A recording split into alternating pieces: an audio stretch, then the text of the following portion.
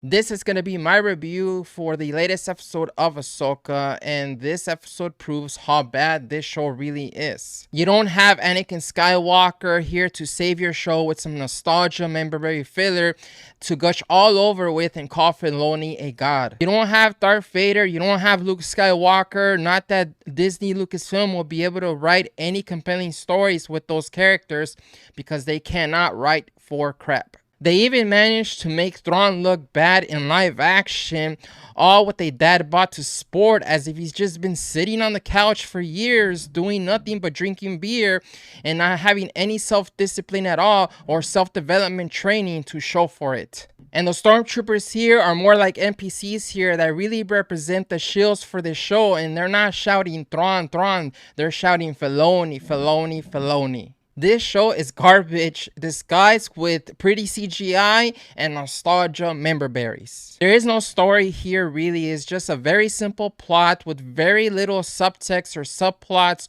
or any character development or character insight at all. There's just situations and situations after one another, and Filoni resolved these situations in a bad way and leaving a bunch of plot holes and inconsistencies and bad character choices all over the place. The story takes us to another galaxy out there that's not the Star Wars galaxy, and they could not go to the most bland planet, the bland location ever. This looks like just any other planet in Disney Star Wars generic grassland planet, and they just have no imaginations. George Lucas himself or any other equivalent filmmaker, storyteller would have taken us to a more exotic world. They're really trying to push Sabine using the Force, and it's very, very cringe and just disingenuous, and it doesn't make any sense when you already have Ahsoka. You have Ezra in the story as well, and he's a Jedi, and you also have the potential of Jason, Hera, and Kanan's son, who's Force sensitive. No, but they want to force all the Force's female crap here with Sabine trying to be trained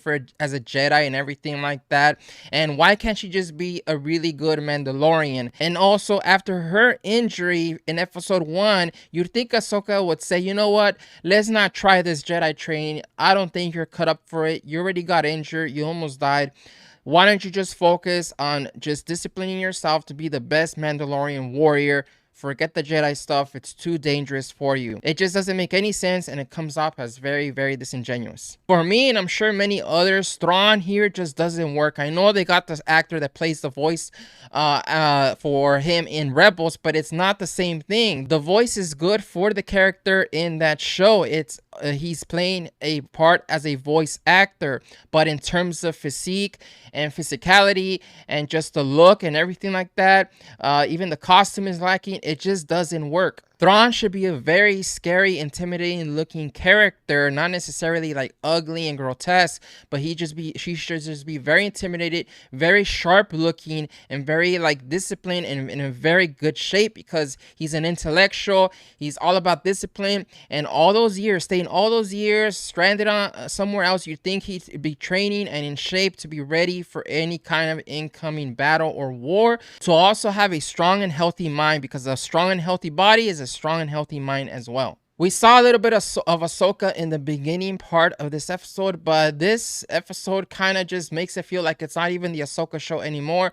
It's all about Sabine. Why did Thrawn let go of Sabine? It doesn't make any sense. It comes off as trivial and convoluted. It dilutes the thread of the villain antagonists of Bane and also especially Thrawn. Thrawn just let an old enemy, Sabine, go out there, wander around. He gave her supplies and said, we're gonna honor this deal and stuff like that, and you can go and look for Ezra. If she finds Ezra, that's double the threat. They're stronger together, and they could stop Thrawn and his plans. Thrawn is supposed to be an intellectual antagonist. He's not all about having the Force or superpowers or anything like that.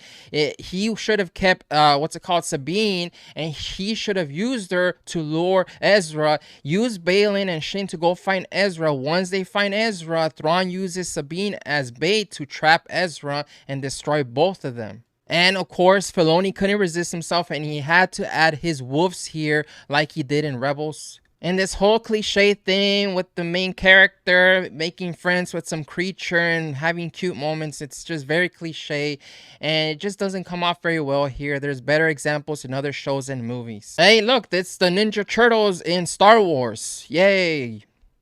Sabine and Ezra finding each other and meeting up after all these years, after all that hardship and war. It just doesn't feel like very like exciting or even emotional for these characters. It's kind of like, hey, I just saw you last week. What's up? Where you been?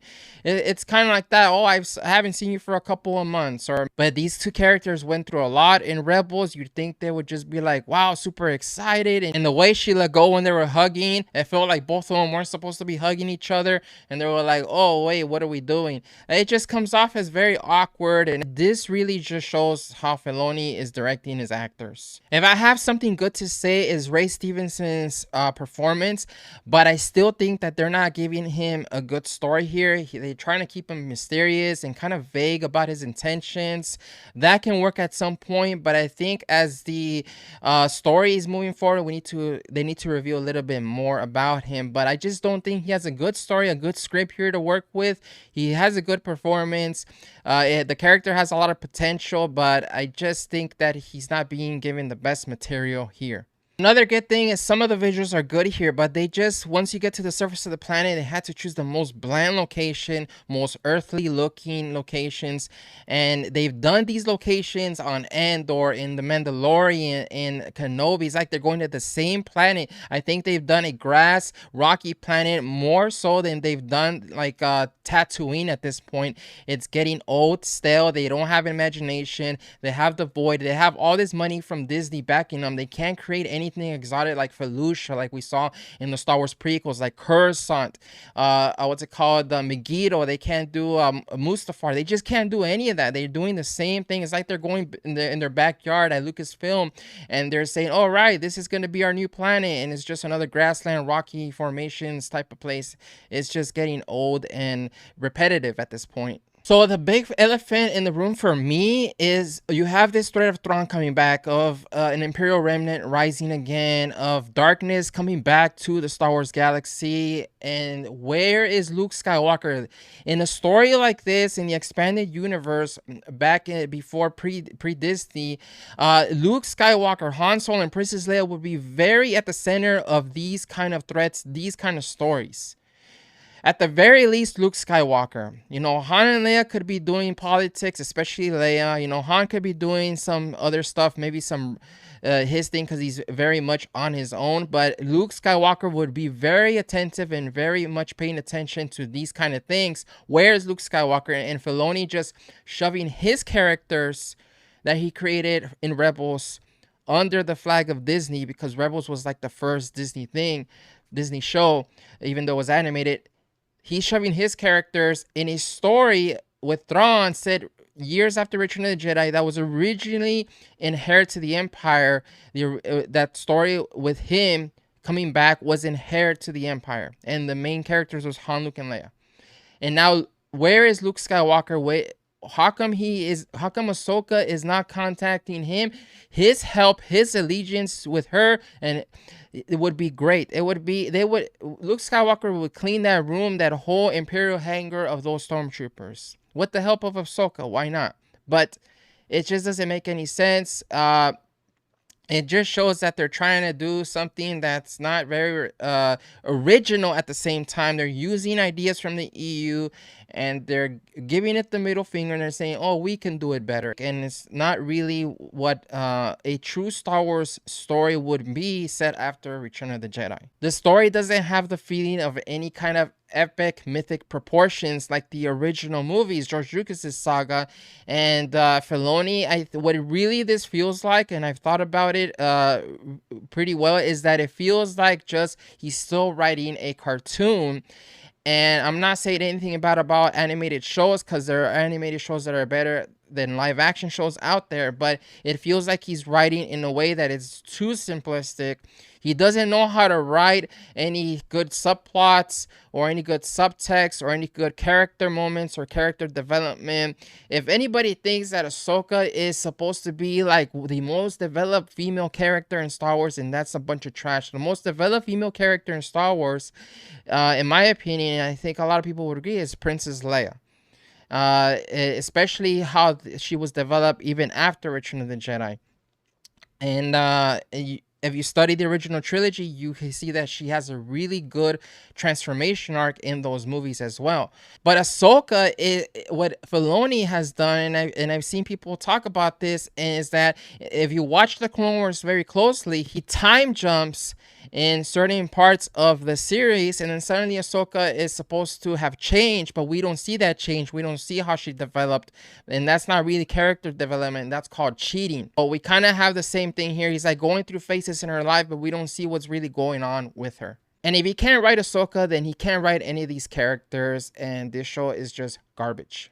That's gonna do it. Hit that like button. Let me know what you think in the comments. And for all the haters and shows, you're welcome to comment. As long as there's nothing personal there, I will leave your comment there. But at the same time, you're also helping my video and my channel. Just know that. I'll see you guys next time, and may the Force be with you.